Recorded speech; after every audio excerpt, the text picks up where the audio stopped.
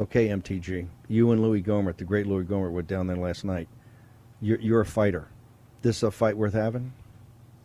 This is the only fight, and I'll tell you why. This what we saw in the jail last night is something that should not happen in our country.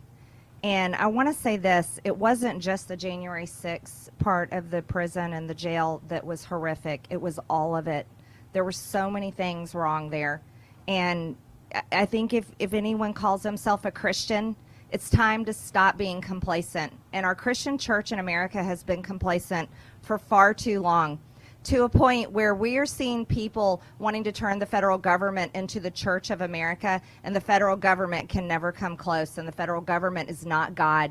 See, Christians need to get out of the pews, and you need to take action. Christians need to care about others and put your faith into actions. Loving one another isn't sitting in church 1 hour a day, or maybe going and having a Bible study where you're sitting around with the same people every week. Being a Christian means walking the walk, and that means you need to show up. You see, you have to call and you have to show up in person. Go visit people in jail. They should never have to languish there. Demand to visit people like the January 6th defendants. And if you care about this country and you care about the future for your children and your grandchildren, make it be known that you will never stand for this kind of mistreatment, where people, the men that I saw last night when we walked in that room, I almost don't have words, it's hard to describe it. But we walked in that room and I was greeted by men who thought they were never going to see anybody come for them. They came out cheering and crying as soon as they saw me, and they were so thankful. It was like they were prisoners of war. They had lost hope. They felt forgotten.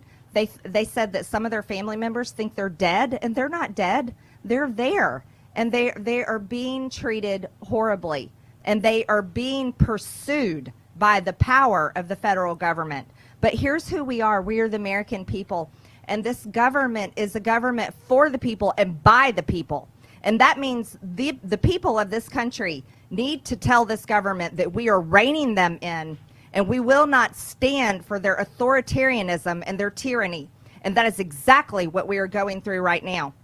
One of the men gave me this picture right here, and he let me have it.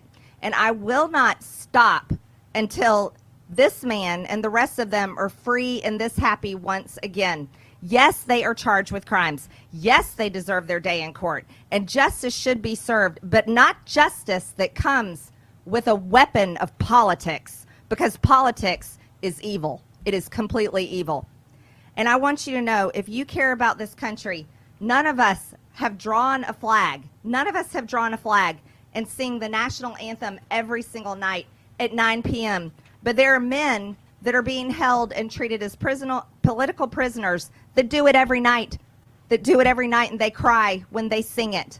And I got to be there with them and sing the national anthem last night.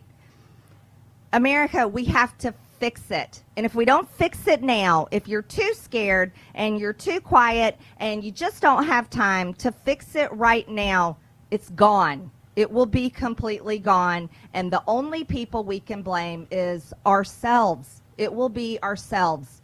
And so I'm calling on every American watching this show. Get up and get involved. I'm calling on you, Christians. If you're a Christian, get up. Get off of your knees. Depend on your faith in God. Let him do the work, but put your feet moving forward.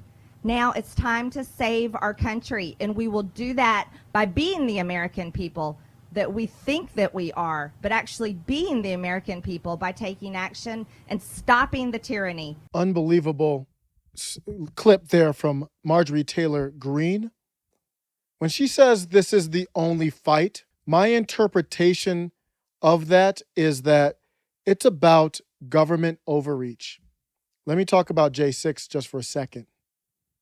I've talked about it many times in passing and describing it as asinine, stupid, dumb, makes no sense, not strategic, not sophisticated enough. Somebody on Twitter posted, "You play stupid games, you win stupid prizes." I replied, I agree. But the floor The stupidest of all prizes still has to be constitutional. That's the problem. Don't think this is about, we're ignoring what happened on J6, at least for me. I don't think she is either. It's not about ignoring what happened. And it's not, notice what she said, it's not just about J6.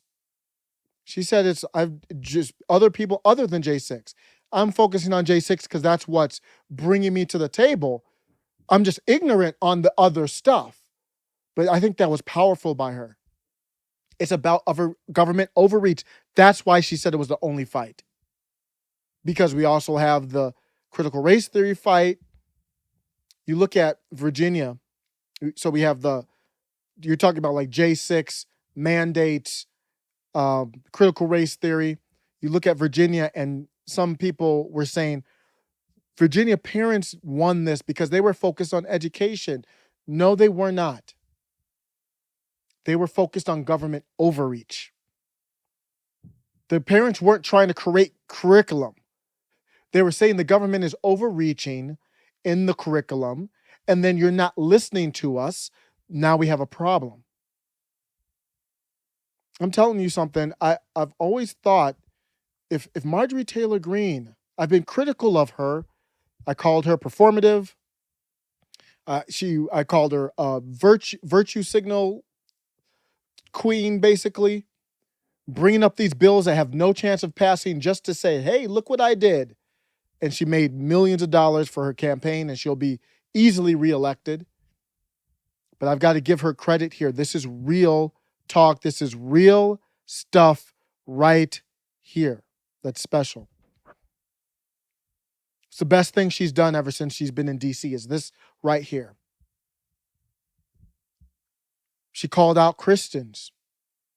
It's not just about J6 defendants.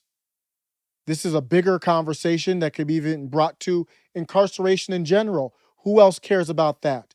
She's a populist type figure. And that right there is straight up populism.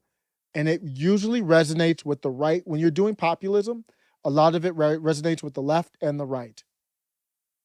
If we can't unite under people are in prison for a reason, but there's a minimum standard that we should have, regardless of J6 or not.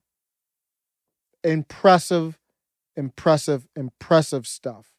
Forget about what you think about J6. Just in general, do you agree that no matter what crime is committed, whether it's in California, whether it's in New York, DC, the floor for prosecution, the floor for treatment is the Constitution. I think what MTG did there was just straight fire. Federal government is not God, and they're acting like it. It's time to rein it in. It's going to take time. And it's going to take, and when I say take time, I mean generations.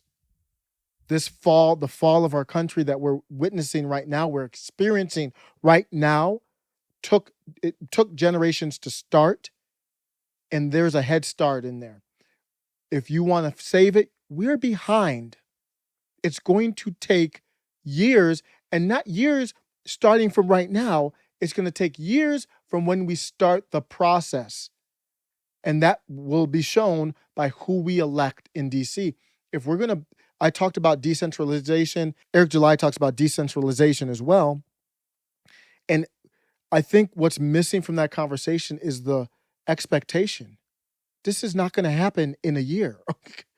This is going to take 20 plus years, probably.